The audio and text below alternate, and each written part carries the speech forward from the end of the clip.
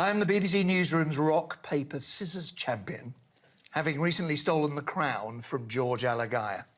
Wow, these two. How often is the championship? Oh, well, quite often at the end of a news bulletin, people are there. There's a championship at the end of every news bulletin. Not everyone, but you know, if it's not been a particularly stressful day. How often would you say that you've had a championship at this in your office? Well, not every day is the championship, but there might be a particular contest. OK, I'll ask you one more time, Nick, and then I'm... You see, you know how frustrated you get when you're interviewing a politician? Yeah, I'll put it to you. How often is what you would call the championship? I think it's more random than it is regular. See, I was often at Downing Street doing broadcasting and not Is in the there a newsroom. delay between what I'm speaking and what your ears are perceiving? Because I want to know, on average, per year, how many times you would have what they call a championship. And trust me, I will not stop asking this question. I am persistent. Around about 20 a year. 20 a year. So you are the current champion. Who was the one that you took over from? George Alagaya. George Alagaya. Who was the previous champion before George? Hugh Edwards. And before him? Fiona Bruce. All right, let me rephrase the question. Can you just randomly list newsreaders? Because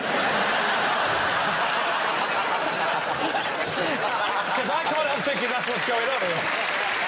Why don't... There's a very easy way. Why don't you nominate, Lee, someone on your team to represent your team in rock, paper, scissors? So you want to prove he's telling the truth? We're going to give him a chance to have a 50-50 chance of getting something... But it's not 50-50, is it? Like, if you went up against Darren Brown, I reckon he'd probably win 100% of the time. Do you know what? Weirdly, I'm joking, but there is actually... This is true. I know there is, so why don't you... You've told me about this. Why don't you try this technique now, you idiot? OK. That's what I'm trying to get you to do. Oh, I see. So, we'll play now, then, between... It'll be you representing you... Right, can I just... Well, now... You've got to work out at what point you're going to show your paper or your stuff, because some do it on the third, or they do 1, 2, 3, and then do it. Thank you, Sarah. Yes. This show does have a host. I can guarantee that I'll win over best of 3. What we're going to do is I'm going to say something to you, and then you can't pause, you just got to do it. OK. So, are you ready? Right, can I genuinely say I think you're a terrible broadcaster? Here we go. 1, 2, 3, boom! Oh, rock beats scissors. He's beaten you.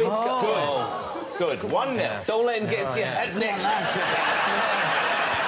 Are you ready for the second one? And can I also say, genuinely, that your glasses are awful. 1, 2, 3, boom! Oh, paper beats rock. Yeah. So we've reached possibly the most tense moment of this competition. It's a decider. Lee, do you want to try some subterfuge? Backstage, you're a bit smelly. 1, 2, 3, boom! Oh. We've got to try again. We've got to go again. Oh, my God. I'm running out of insults, and I don't want to say bald. But you've left me no option. I didn't know he was going to go to a penalty shootout. Here we go. Can you imagine if this keeps being a draw by number 27? I've had your wife! Here we go. She still remembers. 1, 2, 3, boom!